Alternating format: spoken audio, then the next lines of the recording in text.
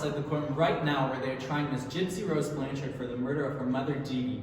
The defense will be trying to prove that Miss Blanchard was not only being abused by her mother, but also doesn't have the physical strength to commit this horrible crime. The trial is just about to start, and we have just heard that Miss Blanchard has decided to only be tried with a judge, so there will not be a jury. I have also heard that since this case is very sensitive, they will not be allowing the public to sit in on this case. This is Colton Grant reporting live from Maple Ridge, BC.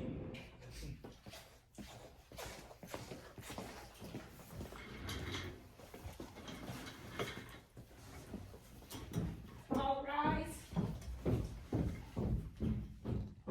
You may be seated. Today I'm hearing the case of R.v.Blanchard. Are all parties present? Yes, Your Honor. I am Mr. Griffiths, and I am acting on behalf of the Crown. Yes, Your Honor, I am Ms. Chaudray, and I am acting on behalf of the accused. Thank you. I will now read out the charges. Please rise to hear the charges. You are charged with the murder of Dee Dee Blanchard in the first degree and the murder of Dee Dee Blanchard in the second degree. But I may also find you guilty of the lesser charge of manslaughter. How do you plead to the first charge of murder in the first degree? Not guilty. To the second charge of murder in the second degree? Not guilty. And finally, the charge of manslaughter. Not guilty. Please proceed with your case. Your Honor, we intend to prove that Miss Blanchard deliberately stabbed her mother 4 times, thereby committing the murder in the first degree.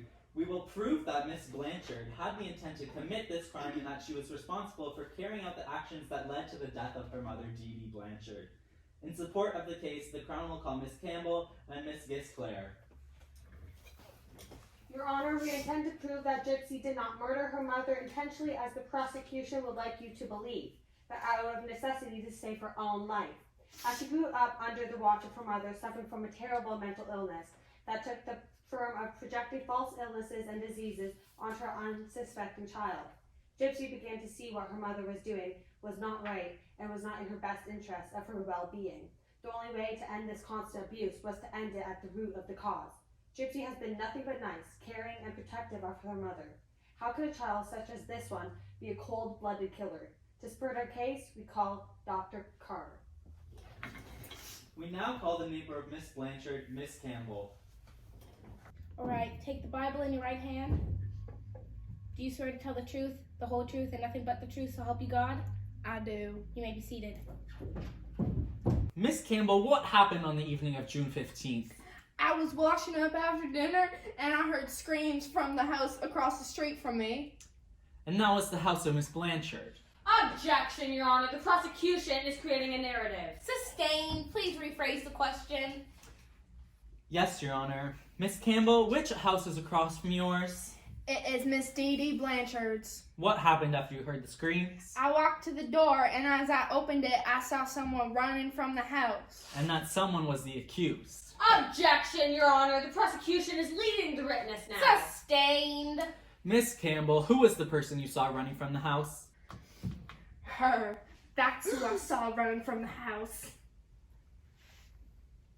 Your Honor, let the record show that Miss Campbell identified the person running from the crime scene as the accused. Miss Campbell, what happened next? I went back inside and called the police. No further questions, Your Honor. Defense, do you wish to cross-examine? Yes, Your Honor.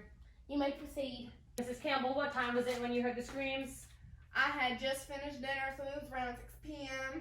And what was it like outside?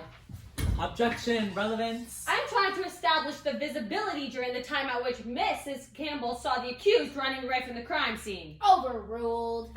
Answer the question, Mrs. Campbell. It was a little dark out. And at the time you said you were sitting on your perch watching someone run away from a crime scene. Were you wearing your glasses? No, I don't recall that I was, but... So you were on your perch in not very visible light, not wearing your glasses that help you see from a distance. No, I wasn't, but... But what?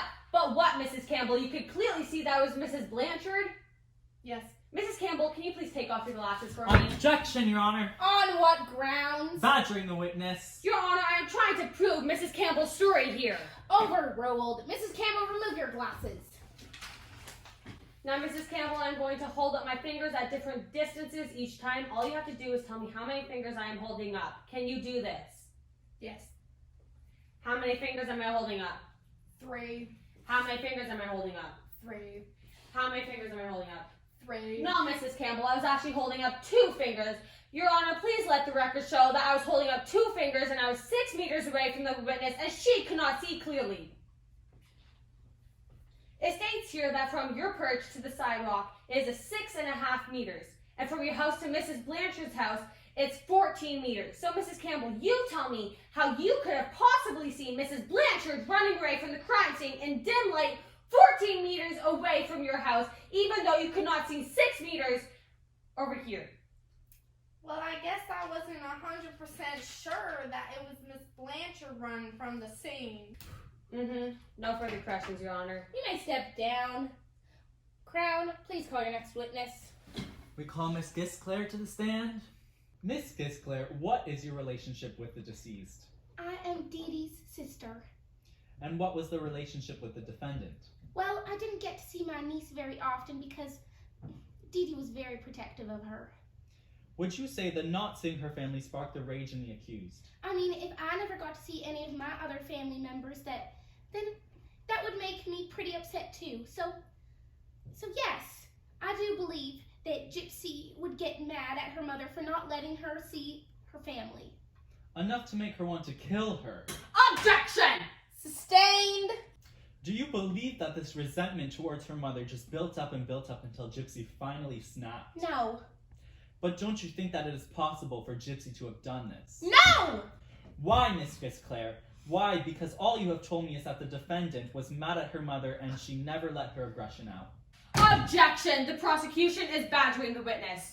Sustained. This is not a cross-examination of your own witness, Mr. Griffiths. Nothing further. The witness is all yours, Miss Jodwine. Claire, would you say that your relationship with your sister was strained because she kept Gypsy away from her family? Yes. She put a strain on all of her family relationships when she wouldn't include herself in our family gatherings. And why would you say this? Well, Dee Dee didn't like it when we would question her about Gypsy's illnesses. I believe that Dee Dee pushed herself out on her own. And do you think she wanted to? Well, yes. It was Dee Dee's decision. She didn't want to have people questioning her integrity. I think that Gypsy wished she could see her family, but she respected her mother's decision like any good child and only hoped. Do you think that Gypsy was a child filled with rage and hatred towards her mother? No, she was a very sweet girl. Even in the short amount of time when she did visit, she would always speak highly of her mother. No further questions, Your Honor. You may be seated, Miss Gisclair. Does the Crown wish to call any other witnesses? No, Your Honor, the Crown rests. The defense may begin. First witness, we would like to call Dr. Carr. So, Mrs. Carr, you are the one who performed the autopsy on Mrs. Blanchard? Yes, I am. And what did you discover? I found 4 stab wounds, 2 on the lower back, 1 on the middle right where the appendix would be if it were on the back, and 1 on the upper spine where the knife was lodged. This is a photo taken from the medical examiner's office, Exhibit A. This photo shows that the first and final wound was the deepest. Dr. Kerr, what can you tell me about this? Yes, this wound had ragged cuts around the entry. Could you clarify? Of course, the murder weapon was a serrated kitchen knife, the type you use to cut bread. As you can see from Exhibit B, this 12-inch serrated kitchen knife found in the home of Mrs. Blanchard. The wound was 10 inches deep, and the plunge was so deep it got stuck in the spine of the victim, and they had to use such force that it made little tears in the skin from the blade. Dr. Carr, in your field of expertise, how much force would you say would be necessary to make this deep wound and the ability to take it out? Objection! Leading the witness. Your Honor, I am trying to show the type of person who had the ability to commit this crime. Overruled, Mr. Griffiths. Please continue your questions, Ms. Jodwine. Thank you, Your Honor. As I was trying to say, who do you think would have the ability to do this? I believe someone must have had a lot of strength to not only plunge the knife that deep into the spine, let alone having the strength to take the knife out of the spine. How much strength does it take to pull out a knife from the spine? It is like getting an axe stuck in a tree stump and having to pry it out. It would take someone with great strength to do so. Would you say these characteristics describe the accused? Objection! Leading the witness. Your Honor, this witness was just about to determine whether the accused could even have committed this crime. I will allow the question to be answered. Ms. Carr, please answer the question. No, I do not think that the accused could have committed this crime. Nothing further, Your Honor? Does the Crown wish to cross-examine? Yes, Your Honor. Miss Carr, would you say that you have a lot of experience with stab wounds? Yes.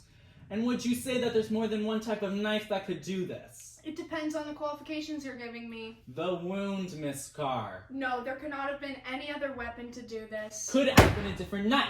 Asked and answered, Your Honor! Sustained. Miss Carr, are you sure that this is the murder weapon? Mr. Griffiths! Yes, I am sure. How are you sure? Mr. Griffiths is badgering the witness! If you do not stop your questioning, I will hold you in contempt. Nothing further. Does the defense wish to call another witness? No, Your Honor, the defense rests. All right, we shall take a short recess before the summation, and you better get your act together, or else you are out of my courtroom. Mr. Dwayne, you may begin. Your Honor, I would like you to close your eyes. I want you to picture a girl being first to only eat through a feeding tube, having most of her teeth extracted out of her mouth because of the decay forming on them because she was not able to use them. I would like you to picture her head being shaved because her mother told her that she had cancer. I would like you to picture her spending her life in a wheelchair since the age of 11 because of one minor fall when she was a child.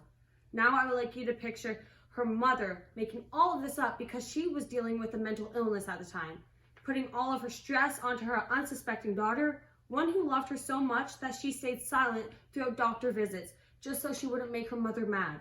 She was silent so that when she got home, she didn't have to suffer any more abuse or pain from her mother. Think of this child growing up isolated from everyone and everything in the outside world because her mother was pumping her with drugs that she did not need. Do you think that this little girl had a choice? No, there was no escape. And the only way to stop the unnecessary pain put on her by her mother was to stop everything altogether. You cannot blame this child for doing what anyone would do in this situation.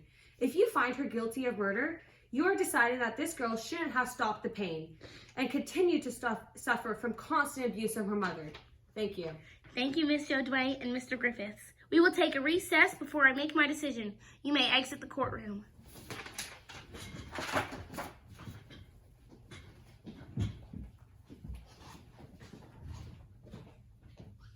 I'm Colton Grant, reporting live from Maple Ridge Courthouse, where we have just heard the news that Miss Blanchard was found not guilty of the murder of her mother, Dee Dee. It was being said as we speak that Miss Blanchard will be accepted into the Maple Ridge Hospital, where doctors will try to reverse the effects of her mother's abuse. Miss Blanchard will be getting the help she needs as a free woman. I'm Colton Grant. Thank you for listening.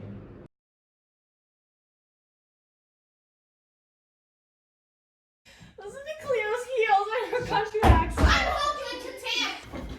All right.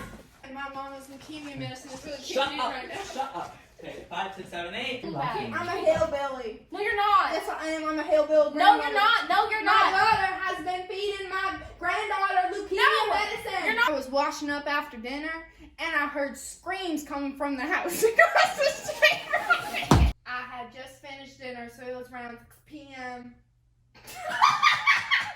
We call this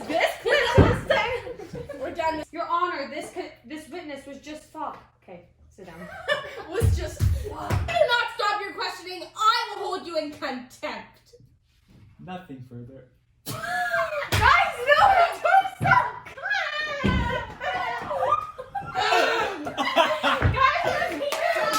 Say that there's more type... Oh my God!